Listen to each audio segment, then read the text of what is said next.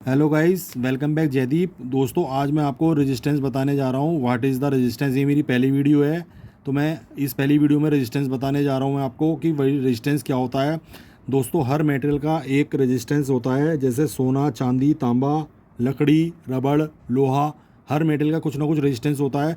और दोस्तों, आपको जान के हैरानी होगी कि आदमी की बॉडी का भी एक रेजिस्टेंस होता है, वो मैं आपको बाद में बताऊंगा। ठीक है। अब ये जो रेजिस्टेंस होता है, हम इसको ओम में नापते हैं। ई लिख दिया मैंने, या OH/MS लिख दीजिए। इसका बेसिक फार्मूला होता है V = IR।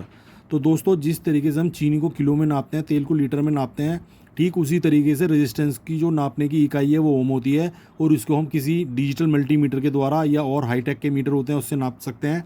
ठीक है। वो मैं आपको प्रैक्टिकल बाद में बता दूंगा, अगर आप मुझसे क्वेश्चन पूछेंगे कैसे नापते हैं, क्या होता है। ठीक है। तो दोस्तों, इसका जो इलेक्ट्रिकल सिंबल होता है वो ये होता है।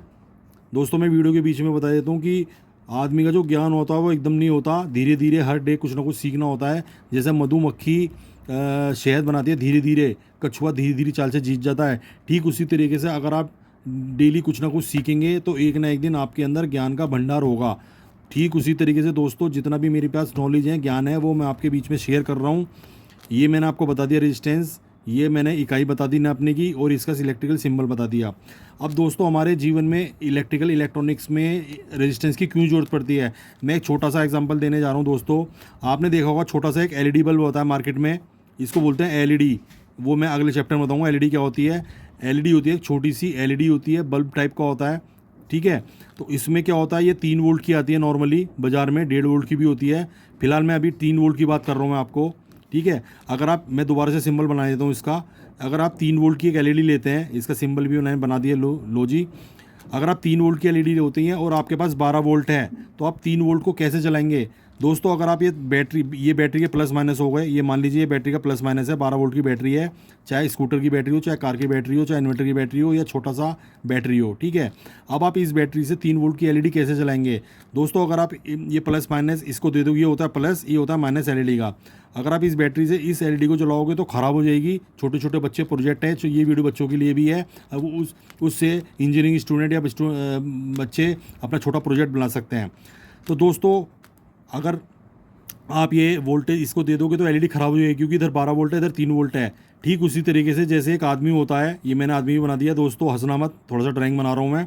अगर ये आदमी 100 किलो वेट उठा सकता है, अगर मैं इसके ऊपर 200 किलो वेट डाल दूँ तो होगा क्या, ये आदमी की हड्डी टूट जाएगी, या आदमी की चोट लग जाएगी।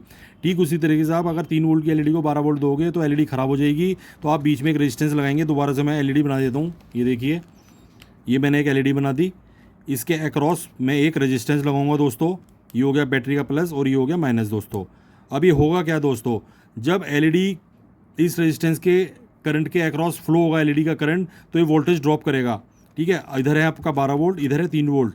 तो दोस्तों, आपको इधर 12 है, इधर ही 3 है, तो आपको बीच में कितनी रेजिस्टेंस हटानी है, खानी है, ठीक है, या ड्रॉप करनी है। तो यहाँ पे 12 - 3 हो गया आपका, ये नीचे दिखा देता हूँ आपको। तो आपको 6 वोल्ट ड्रॉप करनी है इस रेजिस्टेंस के अक्रॉस। तो दोस्तों, अब ये जब 6 वोल्ट आपको पता लग गई और LED का करंट भी आपको पता है, ठीक है, तो आप V = IR से रेजिस्टेंस की वैल्यू निकाल सकते हैं। R = V/R, sorry.